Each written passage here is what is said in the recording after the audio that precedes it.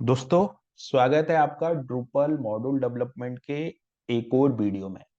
तो आज का हमारा जो वीडियो है वो आज हम लोग बहुत बेसिक सी कुछ चीजें देखेंगे। सबसे पहले तो हम लोग देखेंगे कि ड्रस जनरेट कमांड क्या क्या जनरेट कर सकता है, और दूसरे कमांड हम लोग देखेंगे कि ड्रस कॉन्फिग एक्सपोर्ट और ड्रस कॉन्फिग इंपोर्ट। तो ये तीन कमांड हम लोग देखने वाले हैं। और ये जो कोड है, ये जो कोड है वो आपको यहाँ से मिल जाएगा। ये मैं अगले वीडियो में आपको शेयर कर दूंगा कि किस तरीके से आप कोड को डाउनलोड कर पाएंगे। तो देखिए क्या होता है कि हम लोग मॉड्यूल डेवलपमेंट करने के लिए जा रहे हैं। हम लोग मॉड्यूल डेवलपमेंट से रिलेटेड बहुत सारे कंसेप्ट को देखेंगे, राइट। लेकिन उससे पहले हमको कुछ चीजें देखनी जरूरी है, जैसे कि अगर मैं बात करूं मॉड्यूल डेवलपमेंट की, है ना, तो हम लोग ड्रस को इग्नोर नहीं कर सकते, क्योंकि ड्रस हमारी बहुत हेल्प करता है। तो उसी सीरीज में आज हम देखने वाले हैं ड्रस जनरेट। तो आप देखोगे यहाँ पे कि जैसे ही मैंने ड्रस जनरेट लिखा है ना, तो ड्रस जनरेट लिखने पे देखिए ड्रस की कितनी सारी चीजें हैं जो जनरेट हो सकती है। जैसे कि ड्रस से हम लोग फील्ड जनरेट कर सकते हैं, इंस्टॉल फाइल जनरेट कर सकते हैं, जनरेट ड्रूपल जावास्क्रिप्ट फाइल भी हम लोग इससे जनरेट कर सकते हैं। और भी चीजें जैसे एंटिटी जनरेट कर सकते हैं, पूरा का पूरा module, plugin, module services, theme, YML file, सब कुछ हम लोग इससे जनरेट कर सकते हैं। तो ये तो था ड्रस जनरेट कमांड। लेकिन इस ड्रस जनरेट कमांड में अगर मैं बात करूं यहां पर कि हम लोग मॉड्यूल किस तरीके से जनरेट करेंगे, तो मैं लिखूंगा यहाँ ड्रस जनरेट मॉड्यूल। तो ये मॉड्यूल जनरेट हो जाएगा, जो कि हम लोगों ने यहाँ पर मॉड्यूल को जनरेट जो है वो हम लोग एक ड्रस जनरेट मॉड्यूल करते हैं। तो यहाँ पर ये तो क्या है, इंडेक्स फाइल थी। इंडेक्स फाइल में हम लोग क्या क्या कवर करेंगे वो सारी चीजें थी। लेकिन मैं यहाँ पर आज हम लोग कोशिश करते हैं कि एक मॉड्यूल जो है वो हम यहाँ पर इसको जनरेट करें। तो ये तो हो गई हमारी रिपोजिटरी।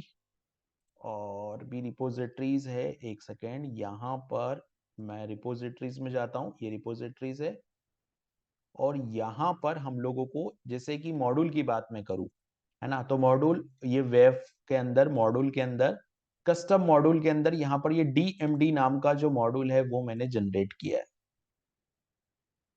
तो DMD मॉड्यूल जो है वो जनरेट हो जाएगा। जनरेट हम लोगों ने किया था, लास्ट वीडियो में हम लोगों ने मॉड्यूल जनरेट किया था DMD वाला। तो जिस तरीके से मॉड्यूल जनरेट होता है उसी तरीके से और भी चीजें जनरेट होती है। टाइम जैसे ही आएगा हम लोग यहाँ पर और भी चीजों को जनरेट करेंगे।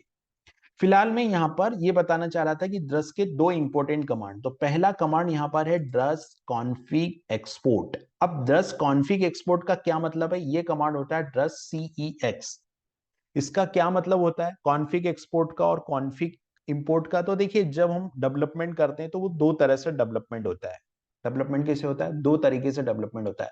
यानी कि हम लोग जितनी भी एडमिन के अंदर चीजें करते हैं, एडमिन के अंदर अगर आप डेवलपमेंट में जाओगे तो यहाँ पे कॉन्फ़िगरेशन सिंक्रोनाइजेशन का एक ऑप्शन मिलेगा। यहाँ पर हम देखेंगे तो ये जो कॉन्फिग सिंक्रोनाइज का एक ऑप्शन है, यहाँ पर लिखा हो रहा है कि इंपोर्ट और एक्सपोर्ट यूर कॉन्फ़िगरेशन। यानी कि अगर आपका प्रोजेक्ट लोकल पे है और अगर आपने लोकल पे बहुत सारा काम किया है कॉन्फ़िगरेशन से रिलेटेड, और अगर आप वही काम सर्वर पे करना चाहते हो, तो आप क्या करोगे? कॉन्फ़िगरेशन को आप एक्सपोर्ट करोगे लोकल से, और कॉन्फ़िगरेशन को आप इंपोर्ट करोगे सर्वर पे। ये काम होता है। तो यहां पर आप देखिए, जैसे ही मैंने कॉन्फिग एक्सपोर्ट कमांड चलाया, है ना, कॉन्फिग एक्सपोर्ट मतलब CEX, तो इतनी सारी कॉन्फ़िगरेशन यहाँ पर है। देखिए यहाँ पे ये सब चीजें क्रिएट हुई है। तो इस कॉन्फ़िगरेशन को अगर मैं एक्सपोर्ट करता हूं तो मुझे यस करना पड़ेगा। तो मैं जैसे ही यस करूंगा तो ये जो कॉन्फ़िगरेशन है वो एक्सपोर्ट हो जाएगी। और कहाँ पे एक्सपोर्ट होगी? सबसे स्टार्टिंग में जो कॉन्फिग नाम का फोल्डर है वहां पे जाके ये कॉन्फ़िगरेशन जो है वो एक्सपोर्ट हो जाएगी।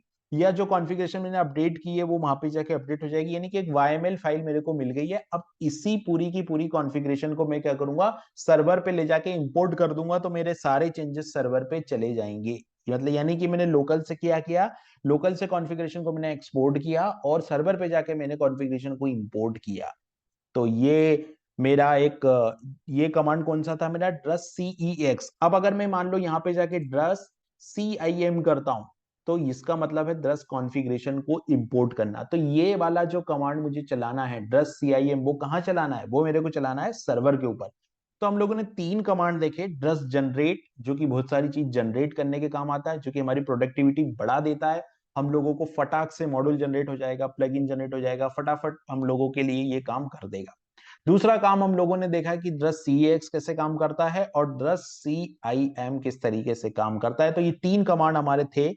अब आगे आने वाले सेशन में हम लोग यहाँ पर कुछ इंपॉर्टेंट हुक्स देखेंगे और कुछ इंपॉर्टेंट सर्विस देखेंगे। ड्रूपल की कुछ सर्विस है, उसका यूज कैसे किया जा सकता है डिपेंडेंसी इंजेक्शन के साथ और बिना डिपेंडेंसी इंजेक्शन के साथ।